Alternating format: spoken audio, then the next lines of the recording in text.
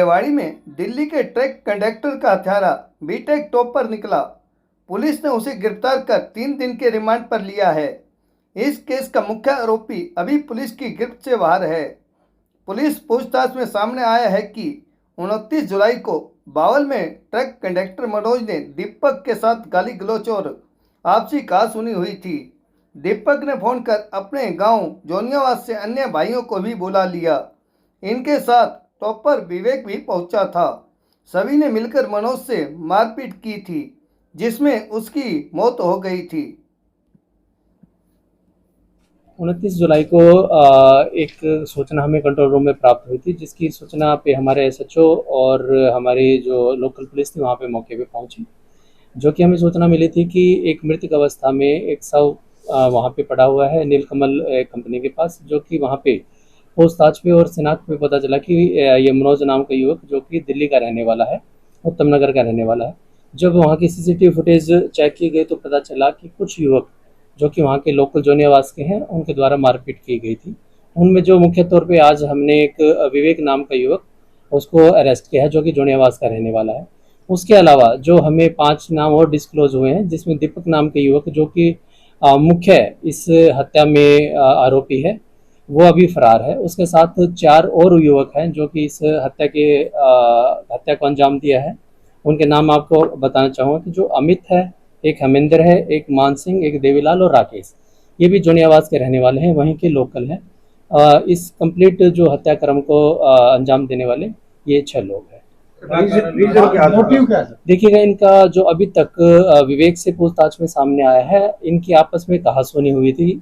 Simple जो बातचीत starting विवेक ने बताई कि क्योंकि विवेक जो हमने अरेस्ट किया है, इसको बाद में वहाँ पे बुलाया गया था, उससे पहले मारपीट हो चुकी थी। और जो विवेक ने बताया कि जो दीपक ने उसको बताया था कि ये गाली गलौज पे इनकी लड़ाई झगड़ा हुई थी, उसके बाद इस घटनाक्रम को अंजाम दिया गया। प्लान किस तरीके से किया था सर? देखिएगा, जो स्टार्टिंग में क्योंकि जैसे मैंने बताया कि विवेक बाद में आया, उससे पहले दीपक, अमित, हेमेंद्र, मान सिंह और देवीलाल और राकेश मौके पे थे।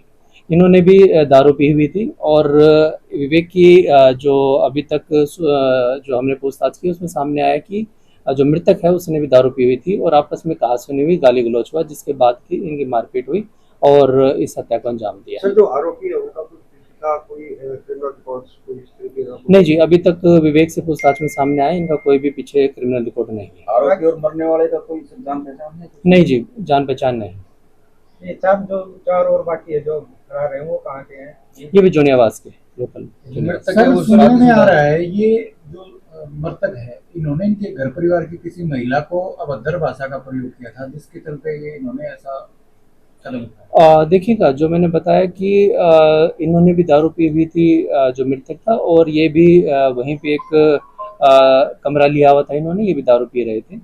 और जो स्टार्टिंग में विवेक, क्योंकि मैंने बताया कि विवेक बाद में वहां पे आया है, मुख्य आरोपी जब दीपक अरेस्ट होगा उससे हमें पता चलेगा कि जो मुख्य जो घटनाक्रम हो किस तरह से ये अंजाम दिया गया है। उनका लिंक क्या है सर आपका?